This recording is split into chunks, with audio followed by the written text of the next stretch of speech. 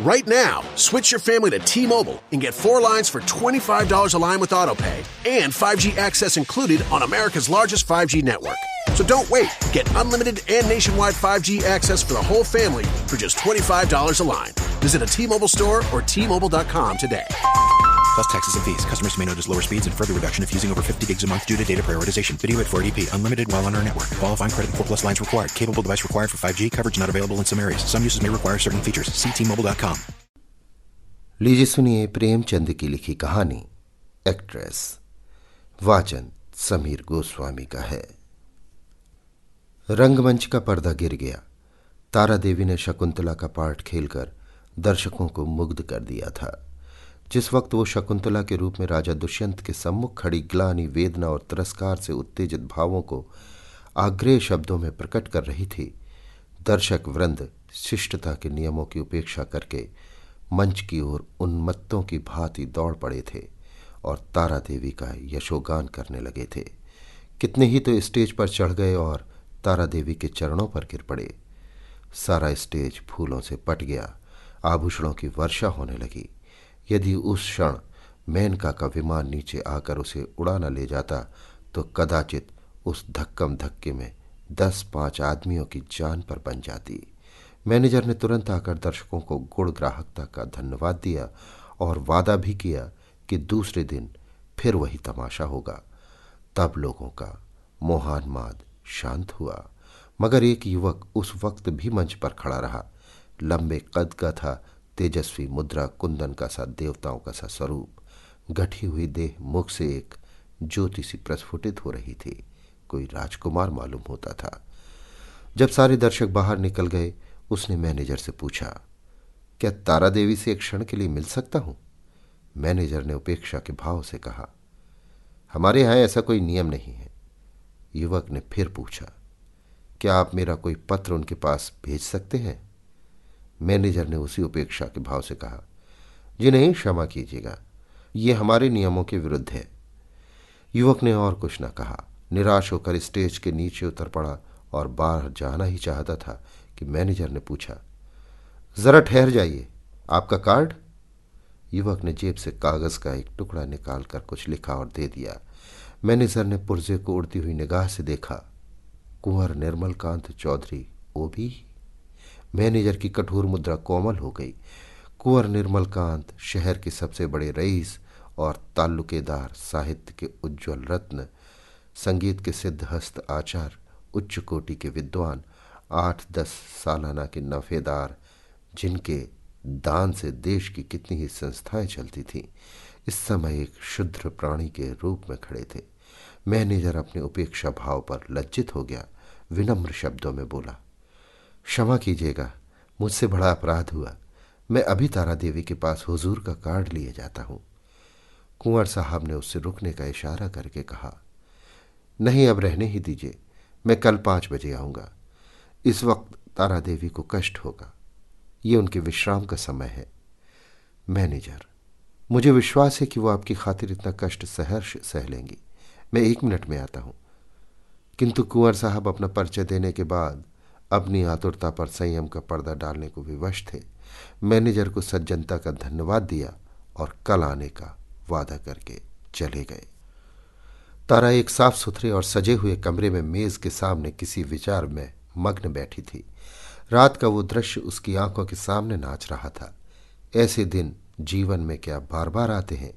कितने मनुष्य उसके दर्शनों के लिए विकल हो रहे हैं, बस एक दूसरे पर फाट पड़ते हैं। कितनों को उसने पैरों से ठुकरा दिया था, हाँ, ठुकरा दिया था, मगर उस समूह में केवल एक दिव्य मूर्ति अविचलित रूप से खड़ी थी। उसकी आंखों में कितना गंभीर अनुराग था, कितना दृढ़ संकल्प।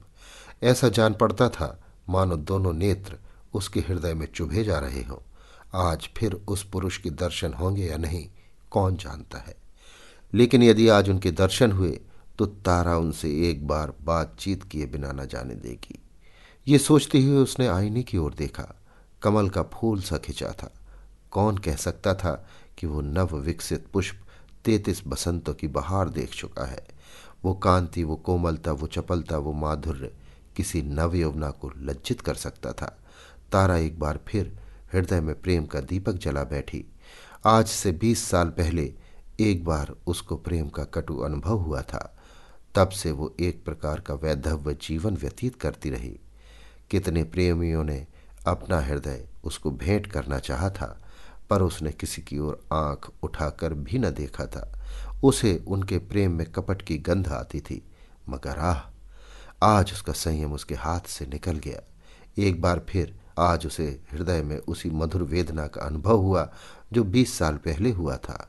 एक पुरुष का सौम्य स्वरूप उसकी आंखों में बस गया, हृदय पट पर खिंच गया। उसे वो किसी तरह भूल न सकती थी। उसी पुरुष को उसने मोटर पर जाते देखा होता तो कदाचित उधर ध्यान भी न करती, पर उसे अपने सम्मुख प्रेम का उपहार हाथ में लिए देखकर वो स्थिर न रह सकी। सहसा दाई ने आकर कहा, बाई जी, रात की सब चीजें रखी हुई हैं, कहिए तो लाऊं? तारा ने कहा, नहीं, मेरे पास चीजें लाने की जरूरत नहीं। मगर ठहरो, क्या क्या चीजें हैं? एक ढेर का ढेर तो लगा है बाई जी, कहाँ तक गिनाऊं? अशर्फियां हैं, बुर्चेज बाल के पिन, बटन, लॉकेट, अंगूठियां, सभी तो है। एक छोटे से डिब्बे में एक सुंदर हार है, मैंने आज तक वैसा हार नहीं देखा। सब संदूक में रख दिया है। अच्छा, वो संदूक मेरे पास ला। दाई ने संदूक लाकर मेज पर रख दिया। इधर एक लड़के ने एक पत्र लाकर तारा को दिया। तारा ने पत्र को उत्सुक नेत्रों से देखा। कुंवर निर्मलकांत ओबी। लड़के से पूछा, ये पत्र किसने दिया? वो तो नहीं जो रेशमी साफा बांधे हुए थे? लड़के ने केवल इतना कहा, मैनेजर साहब ने दिया है, और लपका हुआ बाहर चला गया। संदूक में सबसे पहले डिब्बा नजर आया। तारा ने उसे खोला तो सच्चे मोतियों का सुंदर हार था। डिब्बे में एक तरफ एक कार्ड भी था। तारा ने लपक कर उसे निकाल लिया और पढ़ा, कुंवर निर्मलकांत। कार्ड उसके हाथ से छूटकर गिर पड़ा। वो झपटकर कुर्सी से उठी और बड़े वेग से कई कमरों और बरामदों को पार करती मैनेजर के सामने आकर खड़ी हो गई। मैनेजर ने खड़े होकर उसका स्वागत किया और बोला, मैं रात की सफलता पर आपको बधाई देता हूं। तारा ने खड़े खड़े पूछा, कुंवर निर्मलकांत क्या बाहर है? लड़का पत्र देकर भाग गया। मैं उससे कुछ पूछ न सकी। कुंवर साहब का रुक्का तो रात ही तुम्हारे चले जाने के बाद मिला था, तो आपने उसी वक्त मेरे पास क्यों न भेज दिया? मैनेजर ने दबी जबान से कहा, मैंने समझा तुम आराम कर रही होगी, कष्ट देना उचित न समझा। और भाई, साफ बात यह है कि मैं डर रहा था कहीं कुंवर साहब को तुमसे मिलाकर तुम्हें खो ना बैठूं। अगर मैं औरत होता तो उसी वक्त उनके पीछे हो लेता। ऐसा देवरूप पुरुष मैंने आज तक नहीं देखा। वो जो रेशमी साफा बांधे खड़े थे तुम्हारे सामने, तुमने भी तो देखा था। तारा ने मानो अर्धनिद्रा की दशा में कहा, हाँ, देखा तो था। क्या ये फिर आएंगे? हाँ, आज 5 बजे शाम को। बड़े विद्वान आदमी हैं और इस शहर के सबसे बड़े रईस। आज मैं रिहर्सल में ना आऊंगी। कुंवर साहब आ रहे होंगे। तारा आईने के सामने बैठी है और दाई उसका श्रृंगार कर रही है। श्रृंगार भी इस जमाने में एक विद्या है। पहले परिपाटी के अनुसार ही श्रृंगार किया जाता था। कवियों, चित्रकारों और रसिकों ने श्रृंगार की मर्यादा सी बांध दी थी। आंखों के लिए काजल लाजमी था, हाथों के लिए मेहंदी, पांव के लिए महावर। एक एक अंग, एक एक आभूषण के लिए निर्दिष्ट था। आज वो परिपाटी नहीं रही। आज प्रत्येक रमणी अपनी सुरुचि, सुबुद्धि और तुलनात्मक भाव से श्रृंगार करती है। उसका सौंदर्य किस उपाय से आकर्षकता की सीमा तक पहुंच सकता है, यही उसका आदर्श होता है। तारा इस कला में निपुण थी। वो 15 साल से इस कंपनी में थी और ये समस्त जीवन उसने पुरुषों के हृदय से खेलने ही में व्यतीत किया था। किस चितवन से, किस मुस्कान से, किस अंगड़ाई से, किस तरह केशों के बिखेर देने से दिलों में कत्ले आम हो जाता है, इस कला में कौन उससे बढ़कर हो सकता था। आज उसने चुन चुन कर आजमाए हुए तीर तरकस से निकाले, और जब अपने अस्त्रों से सचकर वो दीवान खाने में आई तो जान पड़ा मानो संसार का सारा माधुर्य उसकी बलाएं ले रहा है। वो मेज के पास खड़ी होकर कुंवर साहब का कार्ड देख रही थी। उसके कान मोटर की आवाज की ओर लगे हुए थे। वो चाहती थी कि कुंवर साहब इसी वक्त आ जाएं और इसी अंदाज से खड़े देखें। इसी अंदाज से वो उसके अंग प्रत्यंगों की पूर्ण छवि देख सकते थे। उसने अपनी श्रृंगार कला से काल पर विजय पाली थी। कौन कह सकता था कि ये चंचल नवयौवना उस अवस्था को पहुंच चुकी है जब हृदय को शांति की इच्छा होती है वो किसी आश्रम के लिए आतुर हो उठता है और उसका अभिमान नम्रता के आगे सिर झुका देता है। तारा देवी को बहुत इंतजार न करना पड़ा। कुंवर साहब शायद मिलने के लिए उससे भी उत्सुक थे। 10 ही मिनट के बाद उनकी मोटर की आवाज आई। तारा संभल गई। एक क्षण में कुंवर साहब ने कमरे में प्रवेश किया। तारा शिष्टाचार के लिए हाथ मिलाना भी भूल गई। प्रौढ़ावस्था में भी प्रेमी की उद्विग्नता और असावधानी कुछ कम नहीं होती। वो किसी सलज्जा युवती की भांति सिर झुकाए खड़ी रही। कुंवर साहब की निगाह आते ही उसकी गर्दन पर पड़ी। वो मोतियों का हार जो उन्होंने रात को भेंट किया था चमक रहा था। कुंवर साहब को इतना आनंद और कभी न हुआ। उन्हें एक क्षण के लिए ऐसा जान पड़ा मानो उसके जीवन की सारी अभिलाषा पूरी हो गई। बोले, मैंने आपको आज इतने सवेरे कष्ट दिया, क्षमा कीजिएगा। ये तो आपके आराम का समय होगा। तारा ने सिर से खिसकती हुई साड़ी को संभाल कर कहा, इससे ज्यादा आराम और क्या हो सकता है कि आपके दर्शन हुए। मैं इस उपहार के लिए और क्या आपको मनो धन्यवाद देती हूं। अब तो कभी कभी मुलाकात होती रहेगी। निर्मल कांत ने मुस्कुराकर कहा, कभी कभी नहीं, रोज। आप चाहे मुझसे मिलना पसंद ना करें, पर एक बार इस ड्योढ़ी पर सिर को झुका ही जाऊंगा। तारा ने भी मुस्कुराकर उत्तर दिया, उसी वक्त तक जब तक कि मनोरंजन की कोई नई वस्तु नजर न आ जाए। क्यों? मेरे लिए मनोरंजन का विषय नहीं, जिंदगी और मौत का सवाल है। हाँ, तुम इसे विनोद समझ सकती हो, मगर कोई परवाह नहीं। तुम्हारे मनोरंजन के लिए मेरे प्राण भी निकल जाए तो मैं अपना जीवन सफल समझूंगा। दोनों तरफ से इस प्रीत को निभाने के वादे हुए।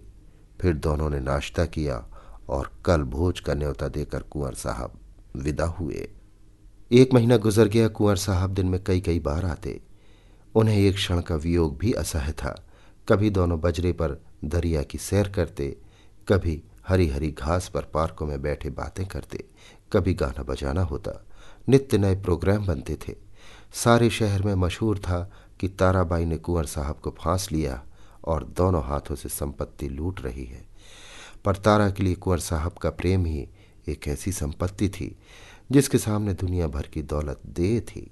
उन्हें अपने सामने देखकर उसे किसी वस्तु की इच्छा न होती थी। मगर 1 महीने तक इस प्रेम के बाजार में घूमने पर भी तारा को वो वस्तु न मिली जिसके लिए उसकी आत्मा लोलुप हो रही थी। वो कुंवर साहब से प्रेम की, अपार और अतुल प्रेम की, सच्चे और निष्कपट प्रेम की बातें रोज सुनती थी, पर उसमें विवाह का शब्द न आने पाता था। मानो प्यासे को बाजार में पानी छोड़कर और सब कुछ मिलता हो। ऐसे प्यासे को पानी के सिवा और किस चीज से तृप्ति हो सकती है? प्यास बुझाने के बाद संभव है और चीजों की तरफ उसकी रुचि हो, पर प्यासे के लिए तो पानी सबसे मूल्यवान पदार्थ है। वो जानती थी कि कुंवर साहब उसके इशारे पर प्राण तक दे देंगे, लेकिन विवाह की बात क्यों उनकी जबान से नहीं मिलती? क्या इस विषय में कोई पत्र लिखकर अपना आशय कह देना संभव था? फिर क्या उसको केवल विनोद की वस्तु बनाकर रखना चाहते हैं? ये अपमान उससे न सहा जाएगा। कुंवर के एक इशारे पर वो आग में कूद सकती थी, पर यह अपमान उसके लिए असह्य था। किसी शौकीन रईस के साथ वो इससे कुछ दिन पहले शायद 1-2 महीने रह जाती और उसे नोच खसोट कर अपनी राह लेती, किंतु प्रेम का बदला प्रेम है। कुंवर साहब के साथ ये निर्लज्ज जीवन न व्यतीत कर सकती थी। उधर कुंवर साहब के भाई बंद भी गाफिल न थे। वे किसी भांति उन्हें ताराबाई के पंजे से छुड़ाना चाहते थे। कहीं कुंवर साहब का विवाह ठीक कर देना ही एक ऐसा उपाय था जिसके सफल होने की आशा थी, और यही उन लोगों ने किया। उन्हें ये भय तो न था कि कुंवर साहब इस एक्ट्रेस से विवाह करेंगे। हाँ, ये भय अवश्य था कि कहीं रियासत का कोई हिस्सा उसके नाम कर दें या उसके आने वाले बच्चों को रियासत का मालिक बना दें। कुंवर साहब पर चारों ओर से दबाव पड़ने लगे। यहाँ तक कि यूरोपियन अधिकारियों ने भी उन्हें विवाह कर लेने की सलाह दी। उस दिन संध्या समय कुंवर साहब ने ताराबाई के पास जाकर कहा, तारा, देखो तुमसे एक बात कहता हूं, इनकार न करना। तारा का हृदय उछलने लगा। बोली, कहिए क्या बात है? ऐसी कौन सी वस्तु है जिसे आपकी भेंट करके मैं अपने को धन्य समझूं? बात मुंह से निकलने की देर थी। तारा ने स्वीकार कर लिया और हर्षोन्माद की दशा में रोती हुई कुंवर साहब के पैरों पर गिर पड़ी। एक क्षण के बाद तारा ने कहा, मैं तो निराश हो चली थी। आपने बड़ी लंबी परीक्षा ली। कुंवर साहब ने जबान दांतों तले दबाई, मानो कोई अनुचित बात सुन ली हो। ये बात नहीं है तारा। अगर मुझे विश्वास होता कि तुम मेरी याचना स्वीकार कर लोगी तो कदाचित पहले ही दिन मैंने भिक्षा के लिए हाथ फैलाया होता, पर मैं अपने को तुम्हारे योग्य नहीं पाता था। तुम सद्गुणों की खान हो और मैं जो कुछ हूं वो तुम जानती हो। मैंने निश्चय कर लिया था कि उम्र भर तुम्हारी उपासना करता रहूंगा। शायद कभी प्रसन्न होकर तुम मुझे बिना मांगे ही वरदान दे दो। बस यही मेरी अभिलाषा थी। मुझ में अगर कोई गुण है तो यही कि मैं तुमसे प्रेम करता हूं। जब तुम साहित्य, संगीत या धर्म पर अपने विचार प्रकट करने लगती हो तो मैं दंग रह जाता हूं और अपनी शुद्धता पर लज्जित हो जाता हूं। तुम मेरे लिए सांसारिक नहीं, स्वर्गीय हो। मुझे आश्चर्य यही है कि इस समय मैं मारे खुशी के पागल क्यों नहीं हो जाता। कुंवर साहब देर तक अपने दिल की बातें कहते रहे। उनकी वाणी कभी इतनी प्रगल्भ न हुई थी। तारा सिर झुकाए सुनती थी, पर आनंद की जगह उसके मुख पर एक प्रकार का क्षोभ, लज्जा से मिला हुआ अंकित हो रहा था। ये पुरुष इतना सरल हृदय, इतना निष्कपट है, इतना विनीत, इतना उदार। सहसा कुंवर साहब ने पूछा, तो मेरे भाग किस किस दिन उदय होंगे तारा? दया करके बहुत दिनों के लिए न टालना। तारा ने कुंवर साहब की सरलता से परास्त होकर चिंतित स्वर में कहा, कानून का क्या कीजिएगा? कुंवर साहब ने तत्परता से उत्तर दिया, इस विषय में तुम निश्चिंत रहो तारा। मैंने वकील से पूछ लिया है। एक कानून ऐसा है जिसके अनुसार हम और तुम एक प्रेम सूत्र में बंध सकते हैं। उसे सिविल मैरिज कहते हैं। बस आज ही के दिन वो शुभ मुहूर्त आएगा। क्यों? तारा सिर झुकाए रही, बोल न सकी। मैं प्रातःकाल आ जाऊंगा, तैयार रहना। तारा सिर झुकाए रही, मुंह से एक शब्द न निकला। कुंवर साहब चले गए, पर तारा वहीं मूर्ति की भांति बैठी रही। पुरुषों के हृदय से क्रीड़ा करने वाली चतुर नारी क्यों इतनी विमूढ़ हो गई है? विवाह का एक दिन और बाकी है। तारा को चारों ओर से बधाइयां मिल रही हैं। थिएटर के सभी स्त्री पुरुषों ने अपनी सामर्थ्य के अनुसार उसे अच्छे अच्छे उपहार दिए हैं। कुंवर साहब ने भी आभूषणों से सजा हुआ एक सिंगारदान भेंट किया है। उनके 2-4 अंतरंग मित्रों ने भांति भांति के सौगात भेजे हैं, पर तारा के सुंदर मुख पर हर्ष की रेखा भी नहीं नजर आती। वो शुद्ध और उदास है। उसके मन में 4 दिनों से निरंतर यही प्रश्न उठ रहा है, क्या कुंवर के साथ विश्वासघात करे? जिस प्रेम के देवता ने उसके लिए अपने कुल मर्यादा को तिलांजलि दे दी, अपने बंधुजनों से नाता तोड़ा, जिसका हृदय हिमकण के समान निष्कलंक है, पर्वत के समान विशाल, उसी से कपट करे? नहीं, वो इतनी नीचता नहीं कर सकती। अपने जीवन में उसने कितने ही युवकों से प्रेम का अभिनय किया था, कितने ही प्रेम के मतवालों को वो सब्ज बाग दिखा चुकी थी, पर कभी उसके मन में ऐसी दुविधा न हुई थी। कभी उसके हृदय ने उसका तिरस्कार न किया था। क्या इसका कारण इसके सिवा कुछ और था कि ऐसा अनुराग उसे और कहीं न मिला था? क्या वो कुंवर साहब का जीवन सुखी बना सकती है? हाँ, अवश्य। इस विषय में उसे लेश मात्र भी संदेह नहीं था। भक्ति के लिए ऐसी कौन सी वस्तु है जो असाध्य हो?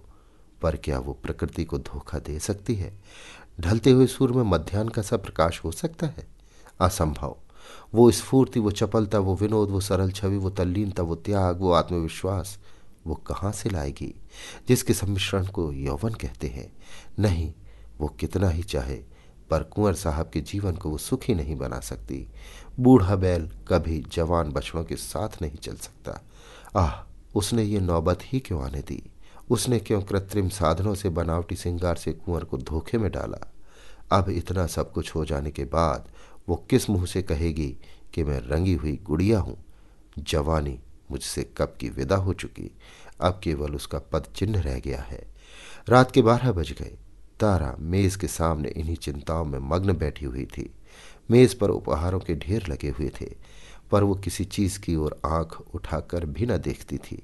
अभी 4 दिन पहले वो इन चीजों पर प्राण देती थी। उसे हमेशा ऐसी चीजों की तलाश रहती थी जो काल के चिन्हों को मिटा सके, पर अब उन्हीं चीजों से उसे घृणा हो रही है। प्रेम सत्य है और सत्य मिथ्या, दोनों एक साथ नहीं रह सकते। तारा ने सोचा, क्यों ना यहां से कहीं भाग जाए, किसी ऐसी जगह चली जाए जहां कोई उसे जानता भी ना हो। कुछ दिनों बाद जब कुंवर का विवाह हो जाए तो वो फिर आकर उनसे मिले और ये सारा वृतांत उनसे कह सुनाए। इस समय कुंवर पर वज्रपात सा होगा। हाय, न जाने उनकी क्या दशा होगी, पर उसके लिए इसके सिवा और कोई मार्ग नहीं है। अब उनके दिन रो रो कर कटेंगे, लेकिन उसे कितना ही दुख क्यों न हो, वो अपने प्रीतम के साथ छल नहीं कर सकती। उसके लिए स्वर्गीय प्रेम की स्मृति, इसकी वेदना ही बहुत है। इससे अधिक उसका अधिकार नहीं। दाई ने आकर कहा, भाई जी चलिए कुछ थोड़ा सा भोजन कर लीजिए, अब तो 12 बज गए। तारा ने कहा, नहीं, जरा भी भूख नहीं, तुम जाकर खा लो। दाई, देखिए मुझे भूल न जाइएगा, मैं भी आपके साथ चलूंगी। तारा, अच्छे अच्छे कपड़े बनवा रखे हैं ना? दाई, अरे भाई जी, मुझे अच्छे कपड़े लेकर क्या करना है, आप कोई उतारा दे दीजिएगा। दाई चली गई। तारा ने घड़ी की ओर देखा। सचमुच 12 बज गए थे। केवल 6 घंटे और हैं। प्रातःकाल कुंवर साहब उसे विवाह मंदिर में ले जाने के लिए आ जाएंगे। हाय भगवान, जिस पदार्थ से तुमने इतने दिनों तक उसे वंचित रखा, वो आज क्यों सामने लाए? ये भी तुम्हारी क्रीड़ा है। तारा ने एक सफ़ेद साड़ी पहन ली, सारे आभूषण उतार कर रख दिए। गर्म पानी मौजूद था। साबुन और पानी से मुंह धोया और आईने के सम्मुख जाकर खड़ी हो गई। कहाँ थी वो छवि, वो ज्योति जो आंखों को लुभा देती थी? रूप वही था, पर कांति कहाँ? अब भी वो यौवन का स्वांग भर सकती है। तारा को अब वहाँ एक क्षण भी और रहना कठिन हो गया। मेज पर फैले हुए आभूषण और विलास की सामग्रियां मानो से काटने लगीं। ये कृत्रिम जीवन असह्य उठा। खस की टट्टियों और बिजली के पंखों से सजा हुआ शीतल भवन उसे भट्टी के समान तपाने लगा। उसने सोचा, कहाँ भाग कर जाऊं? रेल से भागती हूं तो भागने न पाऊंगी। सवेरे ही कुंवर साहब के आदमी छूटेंगे और चारों तरफ मेरी तलाश होने लगेगी। वो ऐसे रास्ते से जाएगी जिधर किसी का ख्याल भी ना आए। तारा का हृदय इस समय गर्व से छलका पड़ता था। वो दुखी न थी, निराश न थी। फिर कुंवर साहब से मिलेगी, किंतु निस्वार्थ संयोग होगा। प्रेम के बनाए हुए कर्तव्य मार्ग पर चल रही है। फिर दुख क्यों हो और निराश क्यों हो? सहसा उसे ख्याल आया, ऐसा न हो कुंवर साहब उसे वहां न पाकर शोक विह्वलता की दशा में अनर्थ कर बैठे। इस कल्पना से उसके रोंगटे खड़े हो गए। एक क्षण के लिए उसका मन कातर हो उठा। फिर वो मेज पर जा बैठी और पत्र लिखने लगी। प्रियतम, मुझे क्षमा करना, मैं अपने को तुम्हारी दासी बनने के योग्य नहीं पाती। तुमने मुझे प्रेम का वो स्वरूप दिखा दिया जिसकी इस जीवन में आशा न कर सकती थी। मेरे लिए इतना ही बहुत है। मैं जब जीऊंगी तुम्हारे प्रेम में मग्न रहूंगी। मुझे ऐसा जान पड़ रहा है कि प्रेम की स्मृति में प्रेम के भोग से कहीं अधिक माधुर्य और आनंद है। मैं फिर आऊंगी, फिर तुम्हारे दर्शन करूंगी, लेकिन उसी दशा में जब तुम विवाह कर लोगे। यही मेरे लौटने की शर्त है। मेरे प्राणों के प्राण, मुझसे नाराज न होना। ये आभूषण जो तुमने मेरे लिए भेजे थे, अपनी ओर से नववधू के लिए छोड़े जाती हूँ। केवल ये मोतियों का हार जो तुम्हारे प्रेम का पहला उपहार है, अपने साथ लिए जाती हूँ। तुमसे हाथ जोड़कर कहती हूँ, मेरी तलाश न करना। मैं तुम्हारी हूँ और सदा तुम्हारी रहूंगी। तुम्हारी तारा। ये पत्र लिखकर तारा ने मेज पर रख दिया। मोतियों का हार गले में डाला और बाहर निकल आई। थिएटर हॉल से संगीत की ध्वनि आ रही थी। एक क्षण के लिए उसके पैर बंध गए। 15 वर्षों का पुराना संबंध आज टूट रहा है। सहसा उसने मैनेजर को आते देखा। उसका कलेजा धक से हो गया। वो बड़ी तेजी से लपक कर दीवार की आड़ में खड़ी हो गई। जो ही मैनेजर निकल गया, वो हाथे के बाहर आई और कुछ गलियों में चलने के बाद उसने गंगा का रास्ता पकड़ा। गंगा तट पर सन्नाटा छाया हुआ था। 10-5 साधु बैरागी धूनियों के सामने लेटे थे। 10-5 यात्री कंबल जमीन पर बिछाए सो रहे थे। गंगा किसी विशाल सर्प की भांति रेंगती चली जाती थी। एक छोटी सी नौका किनारे पर लगी हुई थी। मल्लाह नौका में बैठा हुआ था।